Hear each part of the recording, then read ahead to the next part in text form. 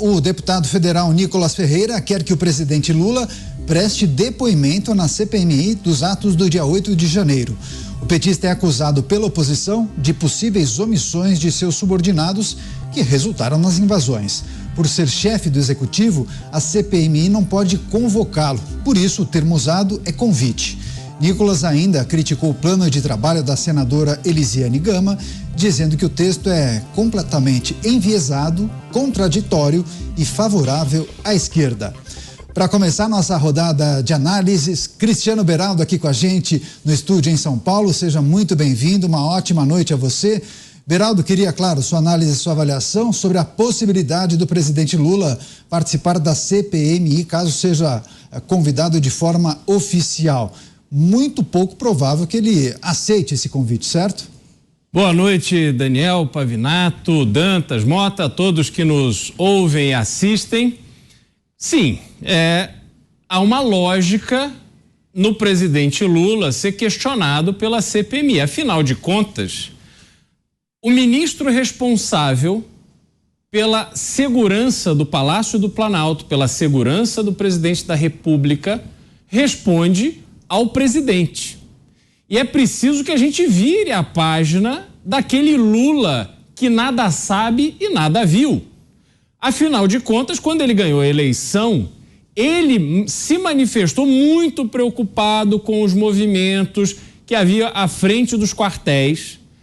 Escolheu José Múcio, o primeiro ministro que ele nomeou, porque queria que o ministro da Defesa fosse alguém bem articulado com as Forças Armadas, e Zé Múcio já saiu em campo desde o final do ano passado para poder se organizar, se entender com as Forças Armadas.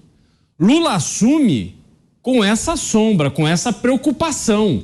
O que os manifestantes fariam? Haveria algum risco? Eis que então, passado uma semana da posse, Lula, o seu governo, e aí eu me refiro a Lula como chefe do governo, é informado de que há risco de invasão, depredação na Praça dos Três Poderes. Ele tem o ministro da Justiça, foi informado, tem o ministro, agora ex-ministro do GSI, Gonçalves Dias. E o que eles fizeram? Nada. Aí você se pergunta como o ministro da Justiça e o ministro do Gabinete de Segurança Institucional, a quem cabe manter a segurança do Palácio do Planalto, como é que eles nada fizeram? É muito estranho. Como foi tão fácil que pessoas desarmadas, simplesmente naquele movimento ali de manada, entrassem pelos prédios públicos e fizessem o que fizeram na sede dos Três Poderes? Tem algo muito errado e muito estranho.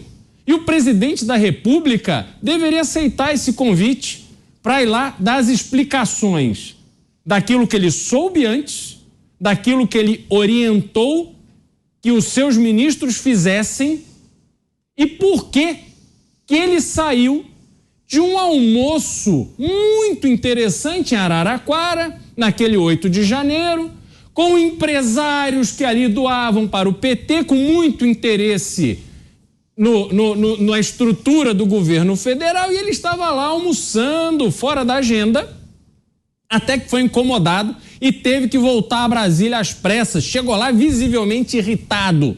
O que deu errado ali? Por que ele estava tão irritado? Porque deixou o seu almoço com empresários antecipadamente ou alguma coisa deu errado? Isso a gente precisa desvendar e, infelizmente, duvido muito que Lula aceite o convite. Mas faria um bem ao Brasil ele aceitar. Pois é, agora vamos a Brasília, a capital federal. Já temos o Dantas, está com a gente no telão. Dantas, seja muito bem-vindo, uma ótima noite a você. Como avalia esse pedido, ou pelo menos sugestão, do deputado Nicolas Ferreira? Faz sentido convidar o presidente da República, Lula? Ele poderia contribuir de que forma, hein? Bem-vindo. Bom, faz sentido, mas o timing talvez não seja o melhor. Boa noite, Daniel, boa noite, Pavinato, Mota, Beraldo e a nossa audiência espetacular. Olha, eu entendo aí o pedido do Nicolas, acho razoável, acho que tem lógica em função de tudo que o Beraldo acabou de dizer, que a gente vem repetindo aqui já há várias semanas ou até há meses, né? Quando a gente se debruça sobre essa questão, sobre o 8 de janeiro. Mas, do ponto de vista estratégico, não sei se é o melhor momento. Eu não sei se antecipar estratégias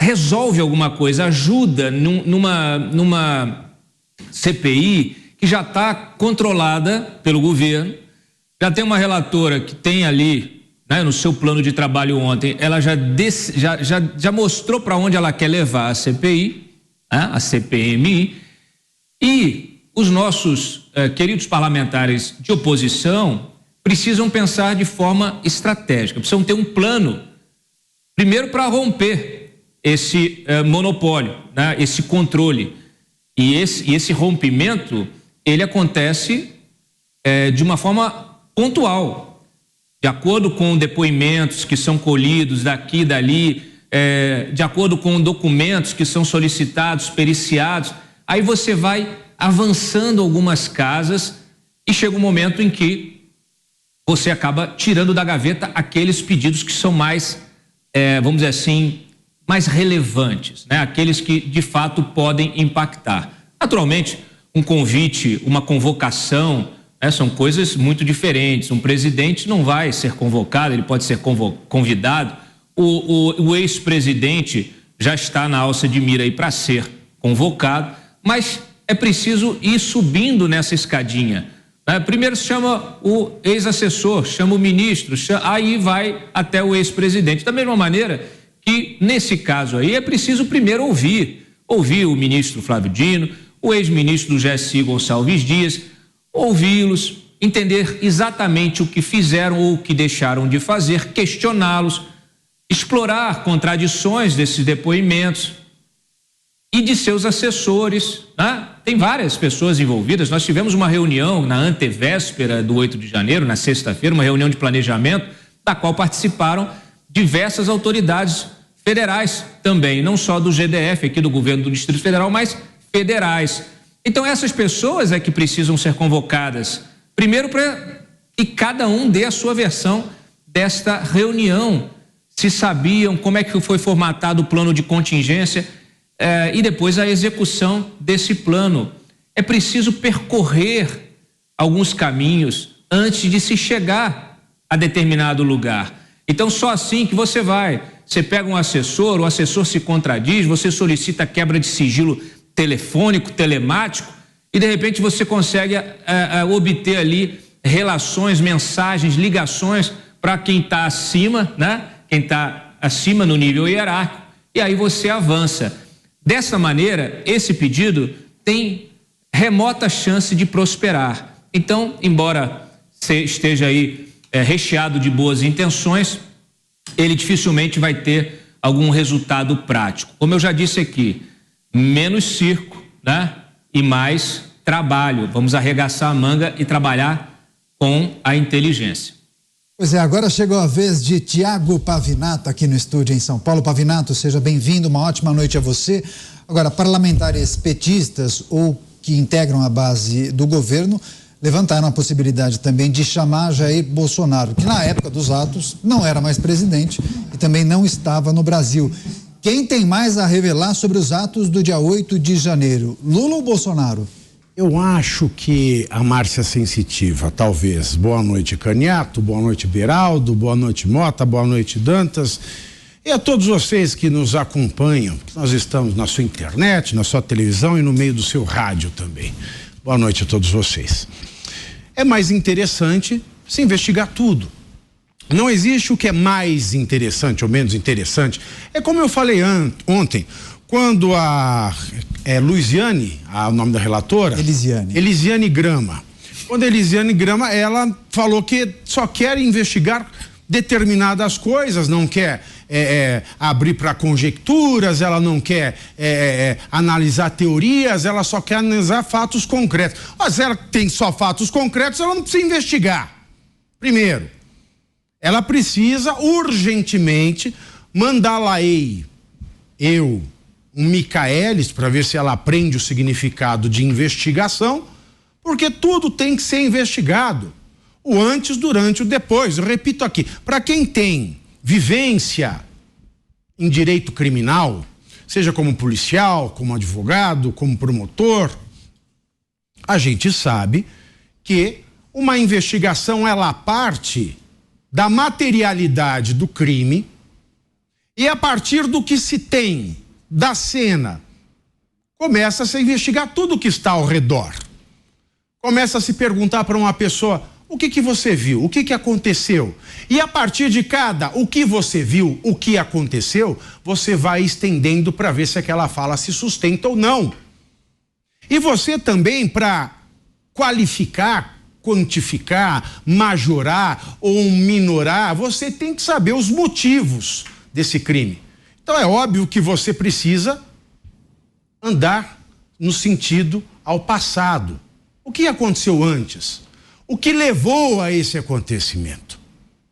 E nesse caso específico do 8 de janeiro foram tantas as coisas inexplicáveis do ponto de vista jurídico, do jurídico material e do jurídico processual. Foram tantas coisas inexplicáveis do ponto de vista legislativo, do ponto de vista administrativo, que neste caso nós também temos que analisar os fatos sequenciais aos atos criminosos que estão sendo analisados, que estão sendo investigados. Por quê? Porque o que ficou revelado ao Brasil na semana passada é que o G. Dias, que era o ministro-chefe do Gabinete de Segurança Institucional, ou seja, ele era responsável pela segurança do Palácio do Planalto e do presidente da República, ele adulterou documento sobre o dia fatídico do 8 de janeiro. E se ele o fez, ele cometeu o crime de fraude processual qualificada.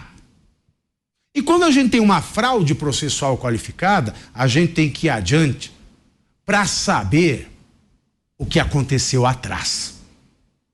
Porque se alguém tem interesse em fraudar uma investigação, isso é tão grave que o Código de Processo Penal, a pena com uma condenação muito maior do que a fraude processual simples, se alguém frauda um documento é que quer esconder alguma coisa, e se quer esconder alguma coisa, é que ele também está envolvido no passado. Portanto, como o presidente desta CPMI, o Arthur Maia, já tinha adiantado, mesmo antes de ser indicado o presidente desta CPMI, que ele não via problema nenhum. Aliás, ele achava necessário chamar o presidente Jair Bolsonaro para prestar esclarecimentos. É óbvio que chamar o presidente Lula para prestar esclarecimentos é algo imperativo. É algo que a gente não pode deixar passar batido, porque ele era o chefe daquele que fraudou uma investigação em curso pelas mãos da Polícia Federal, que gerou um relatório que não poderia ter sido gerado, porque a Polícia Federal não viu todas as imagens. Imagens que nós só sabemos que existem porque foram vazadas, e nessas imagens aparece mais uma vez ele, G. Dias. Imagens essas que são da Presidência da República. Portanto, Lula precisa ser ouvido. Até mesmo porque, do ponto de vista estritamente jurídico, estas denúncias feitas contra 1.390 brasileiros e que tornaram réus 1.390 brasileiros são absolutamente nulas. Cada uma dessas denúncias é nula lá. E é nula lá por quê? Porque a investigação não foi terminada, a polícia fez um relatório final sem ver os vídeos vazados. E se alguém estava escondendo esse vídeo, tem culpa no cartório. Nem sempre onde há fumaça há fogo, mas onde há fumaça, a probabilidade de existir o fogo é muito alta. E onde há fumaça duas vezes, esta probabilidade é maior ainda. Portanto, se Lula se negar e não der os seus esclarecimentos a essa CPMI, ao passo que Bolsonaro será obrigatoriamente ouvido, porque ele não tem mais esta prerrogativa do chefe de Estado, nós teremos aí também uma comissão de inquérito que padecerá de nulidade por parcialidade. Pois é, sobre a possibilidade de Lula ser convidado para participar da CPMI dos atos do dia 8 de janeiro, vamos conversar com Roberto Mota, que está lá na capital fluminense. Mota, seja bem-vindo, uma ótima noite a você. Diante de como as peças estão dispostas no tabuleiro, olhando para a relatoria, para a presidência, os integrantes desta comissão, quem mais deve temer essa CPMI, hein, Mota? Boa noite, Daniel. Boa noite, meus colegas. Boa noite, nossa audiência. Essa analogia foi muito boa, Daniel. Estão jogando algum jogo num tabuleiro, não sei se é dama, não sei se é xadrez, e tem alguém dando chute na mesa onde está o tabuleiro o tempo inteiro. A gente não sabe se vai chegar uma hora que virá alguém e vai empurrar a mesa no chão, espalhar todas as peças. Essa CPMI do 8 de janeiro já virou um campo de batalha. Isso era previsível, porque o governo colocou lá uma tropa de choque, com o objetivo claro de confundir, tumultuar e atrasar. O problema já começou no plano de trabalho, aprovado pela relatora, que é uma senadora próxima demais de um determinado ministro, que tem um papel relevante nos acontecimentos de 8 de janeiro. O plano de trabalho tem falhas graves, que foram muito bem apontadas pelo deputado Ramagem. O pedido de criação da CPMI listava como um dos objetivos a apuração de eventual omissão de autoridades. E também listava o esclarecimento da situação das pessoas que estão sendo processadas e foram e ainda estão presas. Nenhuma dessas duas coisas consta do plano de trabalho. O que a gente sente é que o país está cansado de ver CPIs transformadas em picadeiro. O país está cansado de ver parlamentares demonstrando um entendimento tão precário da realidade do país que não pode ser apenas ignorância ou ingenuidade. Dos congressistas, o que o país espera é um mínimo de respeito aos eleitores que os colocaram lá, especialmente em uma situação em que milhares de brasileiros estão presos. Pois é, ainda sobre esse assunto,